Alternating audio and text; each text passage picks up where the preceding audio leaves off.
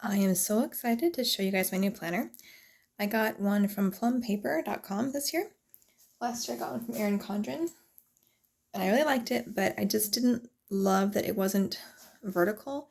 The days were on the sides, and I wanted it to be reversed. So I want to show you what I got. I'm so excited to see. I already sliced it open. Let's take a look. Bubble wrap. Always fun. All right. Oh, we can win a plum paper. So you can do these little things to win some of their products, and then how to care for it, keep it cool, keep it clean, don't feel too full. And they have different covers you can snap on if you want to order more. Okay. Let's see, what is this? Personalized for you, by you. Okay, thank you for being a part of our Plum Paper family. We are so excited to have you in on the journey with us. All right, so you have a blog. Purchase 3 or more items and get 15% off. You can get a monthly sticker kit, and they have new products. Plum paper cover material. Water resistant, tear proof, rigid, and sturdy. Okay, I'm really trying as hard as I can to tear this. It is not tearing. Alright, let's try soaking it in water.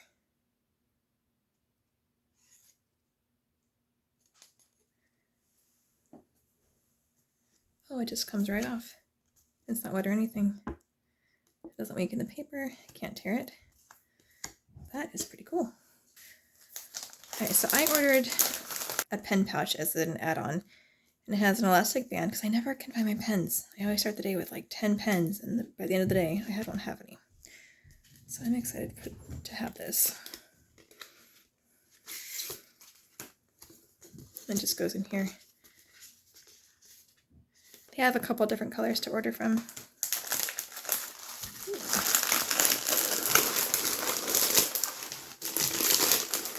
And you could customize what you wanted on the bottom, and then also up here in the corner. I did the upcoming year, and then the main things we were doing for what history cycle and what science cycle we were on.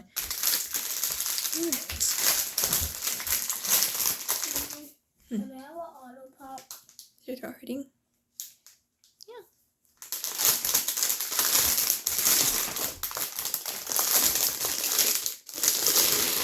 Oh, it's heavy. I like it up. So it has a plastic cover. That's nice. I got the teacher planner, and then I customized it a little bit. So I think I added, let's see, I added like a grocery thing to it. I'll show you when I get there. I like that it starts in January and goes to December, like an order, not just when you're starting the school year. The font's really cute. Special dates for each month. Ideas, plans, and goal page. Then I got the option with each month a different color. I really like that it has different goals for the month, and that, you know, things to remember, and a page to write notes on. And then you have the calendar view, and then the next month, which is so nice. And this is so, it's just opposite of what I did this year, and I really, really liked it online, and I love it in person too. So you could customize these, you don't have to write it in all the subjects, which is so nice. And you could customize this and this. So I have art, music combined on top, then science, history, Spanish, literature and language arts, computer, and online or elective. And then weekly checklist, and then riches from Ambleside Online. We kind of do a combo of classical and Charlotte Mason. I really love that the subjects are on both pages. That is so nice, because I've spent so much time flipping back and forth with my planner from this year. Each month is obviously the same setup. So let's see what I added on. I like that dark blue. And you could get a 12-month or a 14-month. I got a 12-month. I decided to get some add-ons.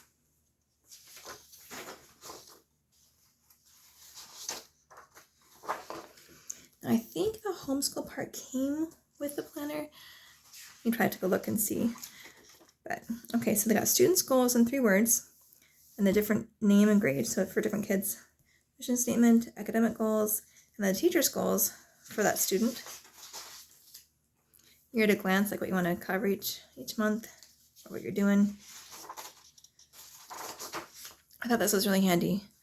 The subject, the book or website, and how much it costs for planning purposes. I thought that was so handy. And homeschool supplies. I love that it has a want or need column. Supplies and the brand, how much it costs, and the total. We don't have to take attendance. I mean, we just homeschool every day, so we don't have to turn in attendance. So I won't use this page, but that's only 2 pages not used. Reading log.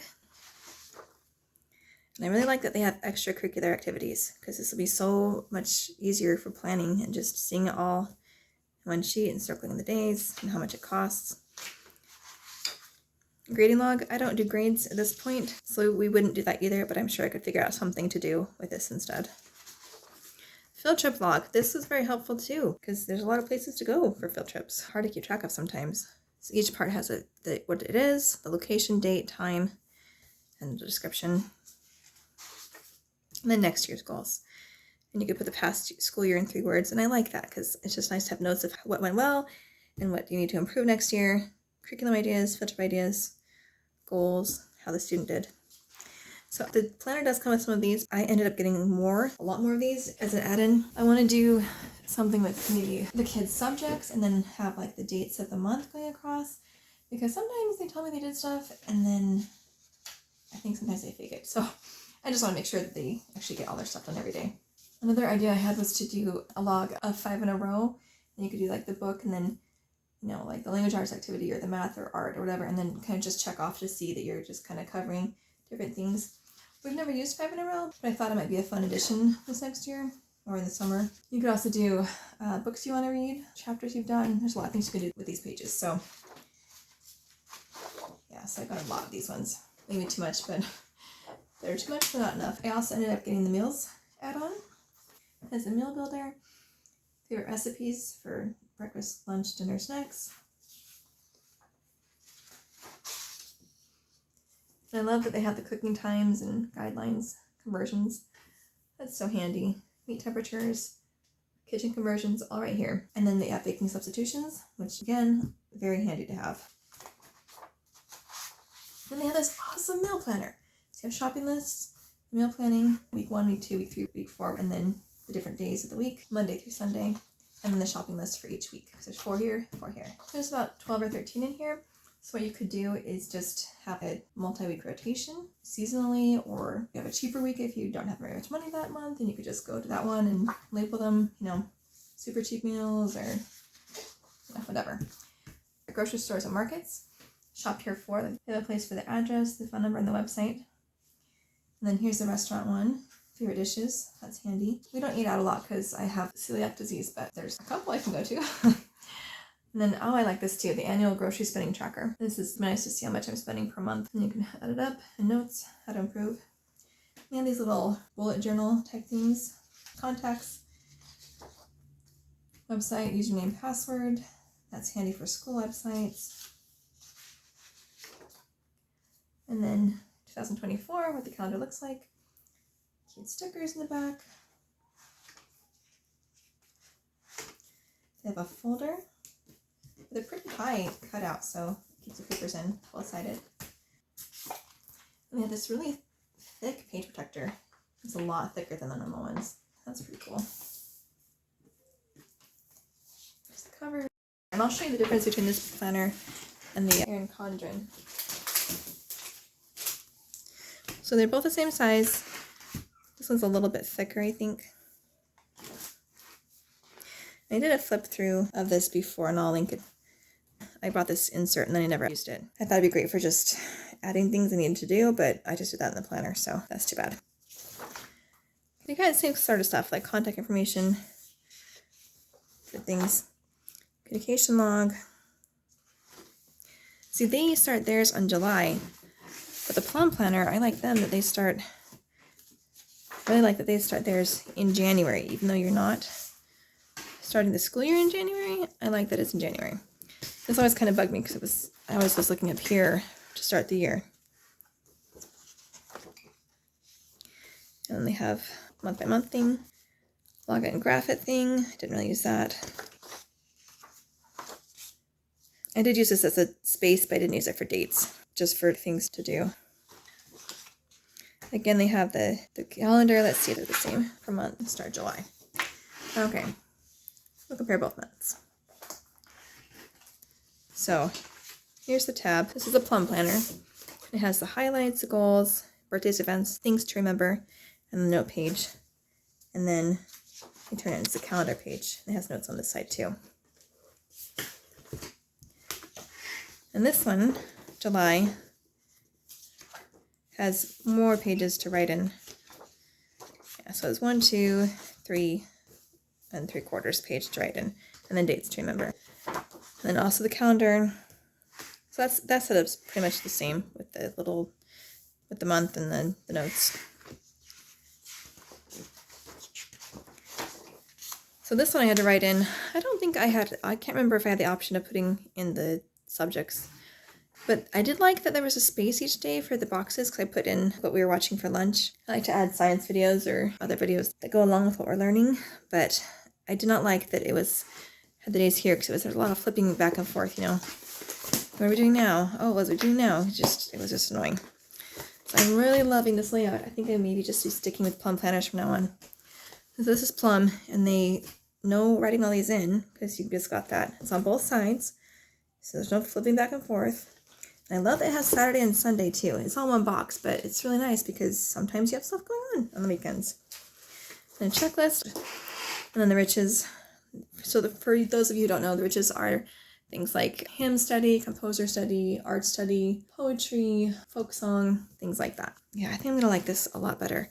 And the boxes aren't quite so big, but that's all right because there's 7 spaces. When I wrote stuff in here, it didn't. I don't know. It just was just too long, so it didn't always get done.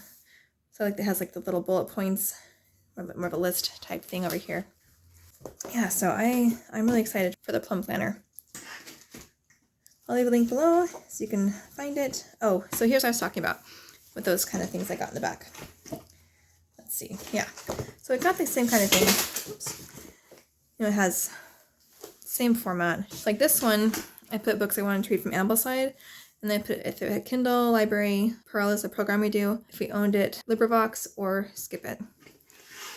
Like the Just So stories, there's one I didn't want to read in there. It just seemed a little inappropriate. So I kind of use this one. I obviously did not get to even half of these books, but just there to do that. And then I had ideas for, putting the book name. And then this is the 5 in a row I was telling you about. And math, art, whatever, and marking that off. This is just some of the ideas that I had with this. Let's see, this one also has stickers. This is a lot of LGBT friendly things. This one does not. That's all I'll say about that. This has a planner with a cutout. This page protector is a lot thinner than the page protector in this one. This is way thicker. A ton thicker. And it's nice that it has this thing to write on. I never used that.